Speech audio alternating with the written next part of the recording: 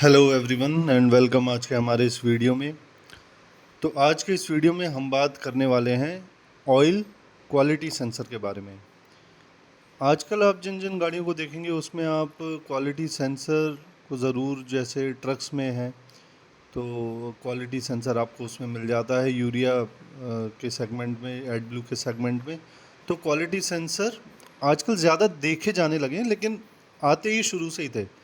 फ़र्क इतना है कि पहले हाई एंड गाड़ियों में आते थे, अब वो धीरे धीरे कॉमन होते जा रहे हैं। तो ऑयल क्वालिटी सेंसर के बारे में हम आज बात करेंगे। यहाँ पे जो इंजन में ऑयल डलता है उसकी क्वालिटी की बात की जा रही है। तो सबसे पहले देख लेते हैं कि ऑयल क्वालिटी सेंसर लगा कहाँ होता है।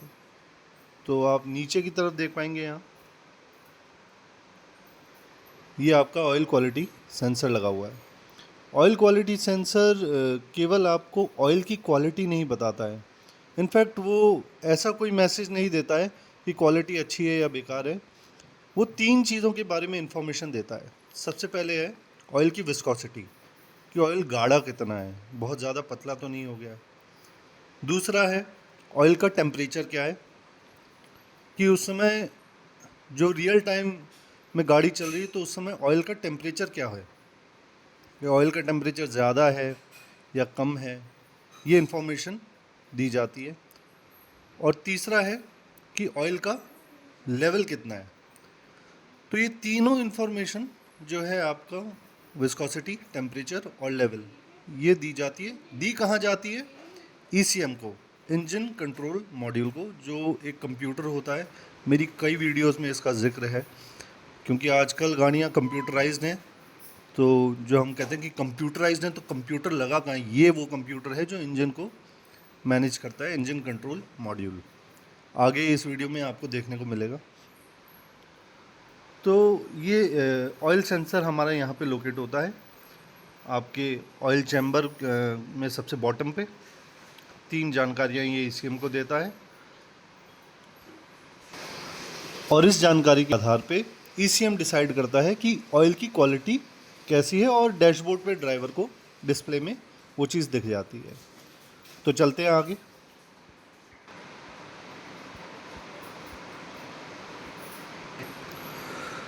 तो सबसे पहले हमें ये समझने की ज़रूरत है कि ऑयल की क्वालिटी को डिटरमाइन करने की ऐसी आवश्यकता क्या आ गई कि ड्राइवर को वो डैशबोर्ड में दिखना चाहिए। हमारे इंजन में वैसे तो बहुत सारी चीज़ें लगी हुई हैं, जैसे turbocharger, fuel injection system, brake compressor भी होते हैं हैवी इंजन्स में, अल्टरनेटर्स, ये सारी चीज़ें लगी हुई हैं। लेकिन सबसे इम्पॉर्टेंट जो पार्ट है वो इंजन के पिस्टन्स और उसके सिलेंडर्स का है, क्योंकि अगर ये चलना बंद हो गया तो पूरी गाड़ी रुक जाएगी। तो इसका लगातार सही से चलना बहुत ज़रूरी है। तो अब जब ऑयल अच्छा डलता है इंजन के अंदर, तो पिस्टन और सिलेंडर यानी ओवरऑल इंजन की लाइफ जो है वो मेंटेन रहती है। वो जितनी उसकी मैक्सिमम लाइफ होनी चाहिए वो मेंटेन रहती है। अभी आप को मैं दिखाता हूँ, ये देखिए इस तरीके से ही हमारा जो इंजन है, आप देख सकते हैं पिस्टन ऊपर नीचे मूव हो रहा है। इस तरीके से मोशन कंप्लीट होता है। पिस्टन ऊपर नीचे की तरफ हो रहा है सिलेंडर के अंदर, उसमें फायर यानी जो कंबशन होता है वो भी बहुत हाई टेम्परेचर रीच करता है, और हाई टेम्परेचर के बावजूद भी उसको अपना ये मोशन मेंटेन करके चलना है। तो इसमें ऑयल बहुत ही मददगार साबित होता है, क्योंकि पिस्टन और सिलेंडर के बीच में एक बहुत छोटी सी फिल्म होती है ऑयल की। अब अगर ऑयल की क्वालिटी बेकार है, क्योंकि अभी आप जो देख रहे हैं वो तो अच्छी क्वालिटी के साथ है, अब अगर बेकार है तो देखिए इसे टर्न करते हैं। अब आप देखिए आपको पिस्टन और सिलेंडर के बीच में थोड़ा रेड कलर का जो है लाइनें दिख रही हैं, ये हीट डेवलप हो रही है।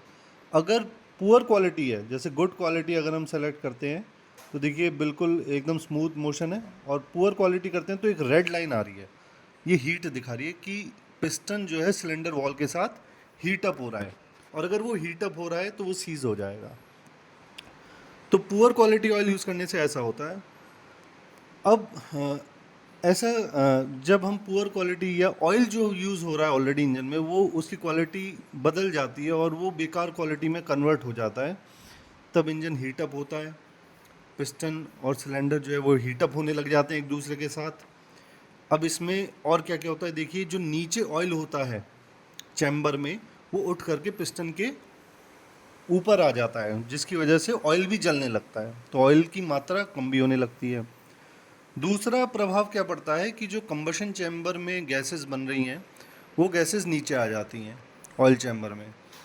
तो ऑयल चैम्बर में जब गैस आएगी तो कार्बन भी उतरता है, ऑयल को जो है गाढ़ा करने लग जाता है, उसकी विस्कोसिटी बढ़ने लग जाती है, तो वो और जो है अपनी क्वालिटी खो देता है, और ये घर्षण जो हो रहा है पिस्टन और सिलेंडर के बीच में, ये और बढ़ जाता है और अल्टीमेटली इंजन सीज हो जाता है। होता यही है नॉर्मली। तो ऑयल क्वालिटी सेंसर का मकसद क्या है कि एक तो इंजन की लाइफ को बढ़ा देना, दूसरा ऑयल की जो मैक्सिमम पोटेंशियल है कि यहाँ तक यूज़ हो सकता है, इतने समय तक यूज़ हो सकता है, क्योंकि अभी बिना ऑयल क्वालिटी सेंसर के हम जब चाहें, हमें लगता है कि यार सर्विस टाइम हो गया, चलो इसे बदल देते हैं, लेकिन जब क्वालिटी सेंसर लगा रहेगा तो आप उसे तभी बदलते हैं जब उसे सच में बदलने की ज़रूरत हो। ओवरऑल जो ऑयल वेस्ट भी होता है हमारा, हम फेंकते हैं, क्योंकि जो निकलेगा वो फेंका जाएगा नेचर में, तो वो चीज़ भी कम हो जाती है, और साथ ही में ओवरऑल मेंटेनेंस कॉस्ट भी आपकी कम हो जाती है। अभी यहाँ पे आप देख सकते हो इस पॉइंट पे,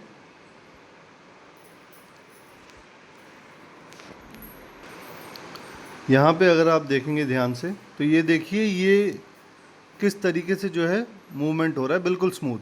अभी पुअर क्वालिटी ऑयल को करें तो देखिए, अब ये जब और चिपट के चलने लगता है जो घर्षण है वो बढ़ जाता है, तो नॉइज़ भी इंजन की बढ़ जाती है। तो ये देखिए ये सारी चीज़ें केवल पुअर ऑयल क्वालिटीज़ होता है।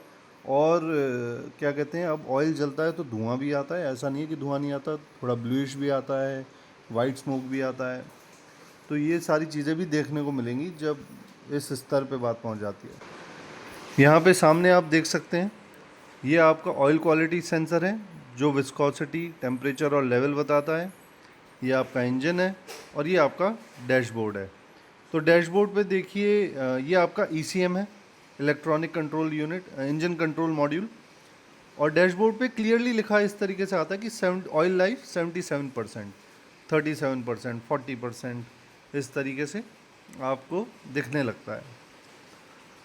तो ये आपका क्वालिटी सेंसर इंजन में लगा हुआ है जो ECM को जानकारी देता है ऑयल की क्वालिटी के बारे में, और ECM आपको, ड्राइवर को डैशबोर्ड पे दिखाता है कि ये इस समय रियल टाइम क्या क्वालिटी चल रही है।